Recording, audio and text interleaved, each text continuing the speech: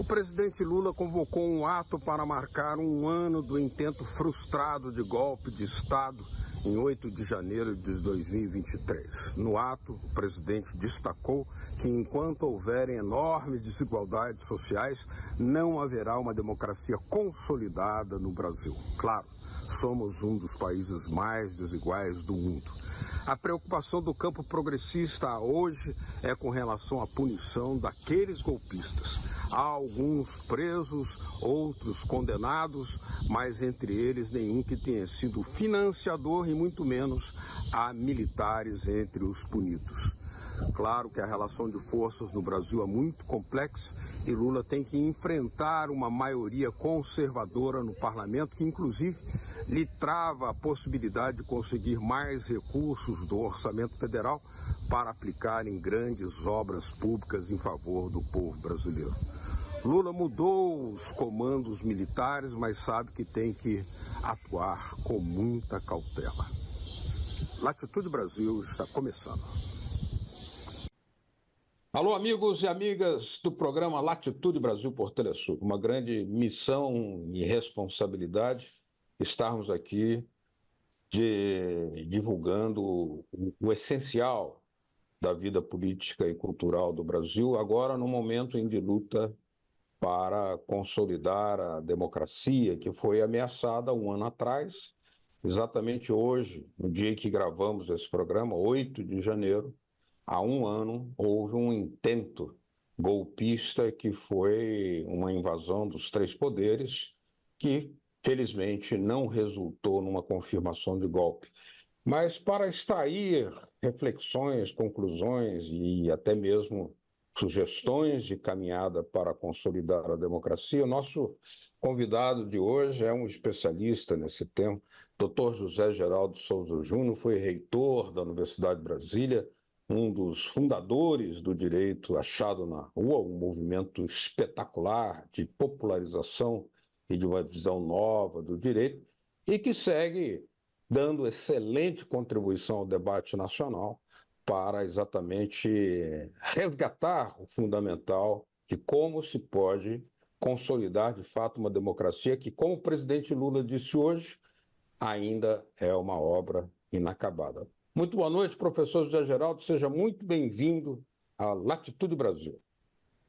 Boa noite, Beto Almeida. Boa noite aos que acompanham a programação da Telesul, do Latitude Brasil. É uma alegria estar de novo. Tenho estado em algumas ocasiões nesse programa com temas correlatos, né? Mas a edição de hoje é importante porque se faz no contexto desta mobilização política dos democratas no Brasil, num movimento importante, porque de defesa da democracia no maior país da América do Sul, e, portanto, uma referência também para os demais países do nosso espaço hemisférico, né, que também se empenham na luta pela construção democrática, né? Então, é um prazer estar com vocês nessa noite, ou neste dia, depende da hora que o programa passar. Nós sabemos que a democracia no Brasil, na América Latina, historicamente, ela tem sempre um aspecto de precariedade, ela nunca se completou, ela nunca atingiu a plenitude. E uma das causas está aqui naquilo que o presidente Lula mencionou. Enquanto houver fome, enquanto houver desigualdade, enquanto houver digamos, injustiça social, que no caso brasileiro é enorme, a desigualdade, sempre haverá necessidade de trabalhar para que a democracia seja de fato consolidada. Como é que você viu hoje o ato liderado pelo presidente Lula no Congresso Nacional, que alguns críticos disseram que ele não tinha um caráter suprapartidário, mas o presidente Lula enfatizou, é um ato da democracia? Uma mobilização do presidente da República é sempre um ato suprapartidário, porque a eleição lhe atribui essa condição de presidir e de coordenar a política em todo o país, para todos, o que envolve situação, os que o apoiam, e oposição, os que o contestam. É próprio da democracia. É uma veleidade tentar reduzir a importância do ato a esse recorte de facção. Na verdade, é uma posição dos derrotados, é uma posição de cúmplices, de que participaram de uma conjuração, de uma conspiração, que tentam empanar, né, essa mobilização importantíssima. As pesquisas desta semana dizem que 89% da população repudia os atos do 8 de janeiro de 2023 e mais. Uma pesquisa feita junto aos parlamentares dizem que a sua maioria rejeita a tese de anistia para as ações criminosas que praticaram contra a democracia, contra as instituições, contra a Constituição. Então, eu repudio esse modo de colocar o problema, né? E, e penso que o presidente agiu como ele tem agido desde que assumiu, convocando as forças vivas do país, os protagonismos mais comprometidos da sociedade, para fazer algo que é próprio da democracia. A democracia é um sistema de conflitos, é um sistema de contradições. Ela sempre estará mobilizada por essas contradições. E, por conseguinte, é uma obra contínua, sempre inacabada. Aliás, a sua frase até corrige um pouco o slogan do ato, que era mais na linha de uma restauração, de uma forma, né, de recuperar o sentido sempre positivo da democracia. A democracia é sempre uma obra inacabada. Né? Nós temos dúvidas sobre a democracia representativa, mas precisamos da democracia representativa, precisamos de mais democracia representativa, mas queremos radicalizar ainda mais a democracia, uma democracia participativa, que é a luta histórica na América do Sul de emancipação, nesse contexto que você acabou de aludir, de que a herança colonial nos retirou muitos protagonismos e alienou muito dos nossos processos de lutas sociais, né, retirando inclusive a dignidade do humano a partir dessas lutas, porque somos frutos de um empreendimento capitalista colonial. Né? Então, no nosso caso, a democracia, além de inacabada, é um empreendimento de risco. Mas, sociologicamente, o risco é uma característica da democracia.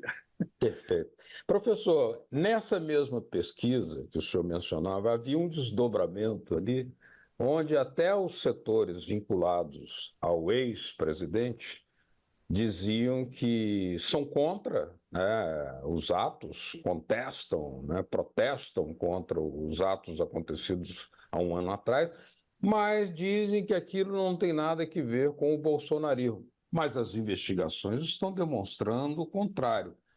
Entretanto, uma pergunta cabe nesse sentido. Não há uma certa necessidade de dar maior rapidez a essas investigações, porque ainda são poucos os investigados como mandantes, financiantes, e na esfera do alto comando militar também praticamente não há investigados nesse sentido. O que o senhor vê nisso? Bem, outra posição que nós temos uma certa ansiedade decorrente, sobretudo dos que a sua vida toda se mobilizaram pela luta democrática. Né? E no Brasil, convenhamos, nós temos já um longo interregno de experiência democrática desde a derrubada do regime militar de 64. Em 85, com a escolha de um civil no colégio eleitoral, em 88, com a nova Constituição. Né? Eu penso que a democracia é um processo com mais lentidão, porque tem que salvaguardar os direitos fundamentais, né? O devido processo legal. Mas veja, Beto Almeida, São 7 inquéritos instaurados no âmbito do Supremo Tribunal, 3 específicos contra parlamentares, Sei, contra financiadores, sei. contra aqueles que são agentes institucionais, contra os executores materiais dos atos, e contra as autoridades do Distrito Federal, governador, secretário de Segurança e comando da polícia, comando geral da polícia, né? Hoje, aliás, Polícia Militar do DF, né? o ministro Alexandre de Moraes, que discursou pela sua condição de presidente do Tribunal Eleitoral, né? Mencionou que agora começa a fase, inclusive, mais dinâmica de processamento, né, daqueles que, hoje mesmo, uma operação já prendeu um autor financiador desses processos.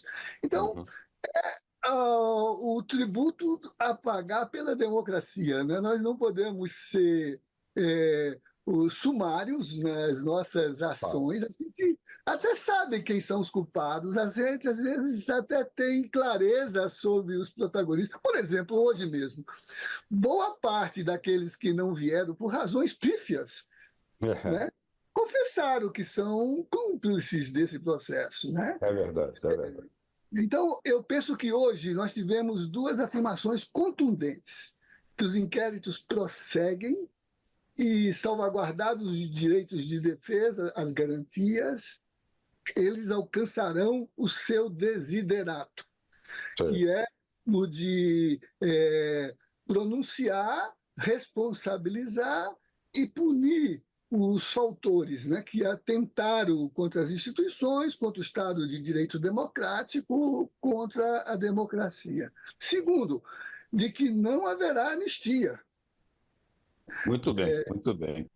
Nós vamos fazer uma pequena pausa aqui no Latitude Brasil, que hoje está dialogando com o professor José Geraldo de Souza Júnior, ex-reitor da Universidade de Brasília e um dos líderes do movimento chamado O Direito Achado na Rua, que é uma grande novidade de caráter internacional, da maneira de abordar a prática do direito para fazer justiça. Já já voltamos.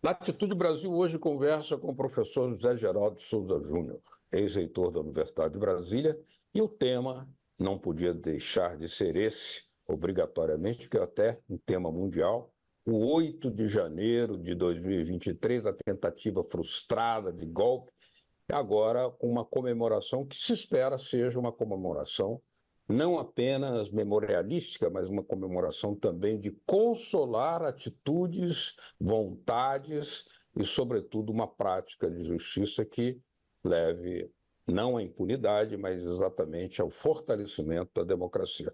Professor, como é que o senhor viu o discurso do presidente Lula quando ele destacou também a questão de um perdão sem ser acompanhado de medidas que complementem a prática da justiça, não será perdão, será também uma espécie de injustiça. Como é que o senhor viu isso? É o que vínhamos conversando. Aliás, quero lhe dizer que nesse processo do direito achado na rua, um dos volumes da série é exatamente sobre justiça de transição na América Latina. Na América Latina, é verdade. Então, é um volume que formula, né, os enunciados, os conceitos, e também o que se consolidou em termos de experiências compartilhadas, né, de salvaguarda da democracia a partir dessas afrontas que ela sofre, sobretudo em contextos problemáticos de Hum, povos como os nossos, né, que têm uma origem de muita subordinação no plano é, capitalista mesmo, classe, né, mas também gênero e raça, patriarcalismo, né, racismo. Bem, o discurso do presidente Lula está muito afinado com esses enunciados. é verdade.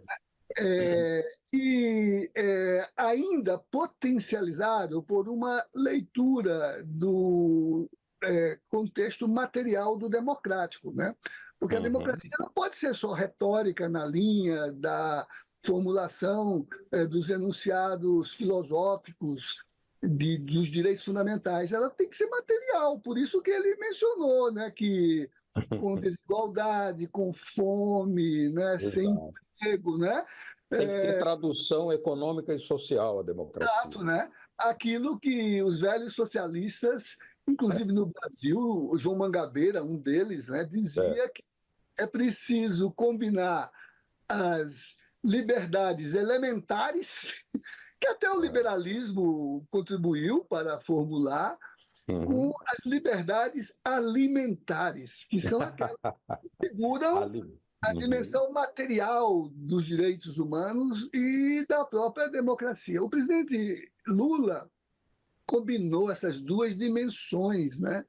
Uhum. E mencionou o aspecto educador desse processo. Quer dizer, não é represália, não é vingança, é responsabilização. É, a ênfase é de que não se pode esquecer, exatamente para que não se repita, nem se pode condescender para não estimular a A repetição, né? repetição. Né? Uhum. Agora, não significa que isso signifique aniquilar o transgressor, significa recuperá-lo para aquilo que é o aprendizado que ele precisa ter para se integrar ao contexto democrático. Essa é a beleza da democracia, ela reeduca o cidadão, ela não o aniquila. Ela não suprime a contestação, ela não censura a crítica, ela Uhum. protege os direitos de imagem, de privacidade, mas ela garante, né, que não haja leivosia, não haja diatribes contra aqueles que dialogam no espaço. Eu Agora, acho que me perdoe, nós temos uma situação conjuntural, que é depois de um ano daqueles episódios lamentáveis, indecentes, vergonhosos, violentos, repudiáveis, nós temos um setor da sociedade que permanece recalcitrante e reiterando ameaças à própria democracia, como a dizer que o que está sendo feito não é um julgamento, mas é uma espécie de ação política, que é até motivo da primeira pergunta, né? Agora, o senhor acredita, pela conjuntura que nós temos, aí já mais do ponto de vista conjuntural político, existem as condições para que cheguemos a bom termo nesse julgamento, sem a anistia, que seria absolutamente inapropriada para esse momento, mas da mesma forma que a sociedade receba uma lição de direito, de justiça com os julgados e verdadeiramente condenados e culpados sendo condenados? sim, hoje também nos discursos, sobretudo das expressões mais representativas do sistema judiciário, né, nós vimos vamos dizer assim, a convergência de todos eles, até mesmo nos vídeos que foram passados, daqueles ministros que foram nomeados já no contexto do governo protofascista. Estou usando a expressão fascismo com a licença que Humberto Eco proporciona, que não vincula aos acontecimentos do pós-Segunda Guerra na Europa, mas que se eternizam do ponto de vista de alguns dos seus elementos, né? Eles próprios, nas suas manifestações, nos vídeos que foram passados, sobretudo na cerimônia do Supremo Tribunal, né, fizeram um discurso em que eles afinam a postura do Supremo Tribunal no sentido de concretizar esses processos. Hoje mesmo também eu vi uma matéria num desses jornais de blog, né, em que havia esse debate entre juristas. Claro que você, quando examinava os depoimentos, via que, entre eles, não obstante os argumentos aparentemente técnicos, havia por trás um posicionamento político, ideológico, né? Mas, principalmente aqueles que diziam que todos os procedimentos de garantia de direitos estão sendo adotados. Inclusive, por exemplo, mencionando que dos quase 2.000 presos dessa primeira fase, aqueles que estavam na ação de massa e de tática terrorista, né? 30 e poucos continuam presos. Os outros estão respondendo soltos os processos para serem responsabilizados. Estão com monitoramento eletrônico, estão com compromisso de se apresentar ao distrito da culpa ou da execução das medidas penais, né? Periodicamente. Isso. Estão com passaportes retidos, estão podendo responder por seus delitos em liberdade. Não é isso? Claro que há uma gradação de culpas e muitos dos que se manifestaram estavam aludindo ao peso das penalidades. E o próprio ministro que conduz os inquéritos diz que o cômputo abstrato das penas poderia fazê-lo em até 50 anos de detenção. E ele, o máximo que colocou até agora foram 17 anos. E nós sabemos que essas penas, no sistema moderno penal, no sistema democrático penal, a pena não é sobre o corpo da pessoa, a pena é sobre a sua atitude de resgate, de recuperação. Então, a boa parte já cumpre em regime domiciliar, boa parte terá a progressão de regime, boa parte terá, dependendo de como se conduzam, né, as moderações, os indultos e as formas, por exemplo, de liberdade condicional que o sistema admite. O presidente do Supremo até mencionou a situação que ele disse que ficou absolutamente pasmo vendo um vândalo, que não é vândalo, é um agente do terrorismo, né? Claro. Depredar os bens públicos e depois ajoelhar e orar a Deus como se Deus fosse o padroeiro da vandalização, não é isso? Ao contrário, Deus, que eu saiba, pelo seu representante, expulsou esses vendilhões do templo, não foi? Boa lembrança. A imagem cabe bem. Professor José Geraldo Souza Júnior, te agradeço muito pela sua participação aqui mais uma vez, abrilhantando Latitude Brasil. Para nós, uma grande oportunidade, sempre repetida, de aprender com a sua lucidez. Muito obrigado. Obrigado. E hoje eu me sinto muito orgulhoso de ser brasileiro, né? Espero que os nossos irmãos argentinos em breve se sintam também muito orgulhosos de serem argentinos, né? Muito bem, muito bem. Bem lembrado, o recado está dado. Enviou a mensagem. E na América do Sul toda, né, Ah, essa disposição, né, de luta emancipatória, né, nós podemos construir, né, valores de uma outra cultura em que a luta por emancipação nos humanize, mas também democratize todo o continente. é verdade. E a pauta da integração está de volta, né? Para E nossa felicidade. Muito obrigado, professor José Geraldo Souza Júnior, a vocês que nos acompanharam, obrigadíssimo. Uma grande honra tê-los aqui conosco. Estaremos de volta na semana que vem. Aquele abraço. Tchau, tchau.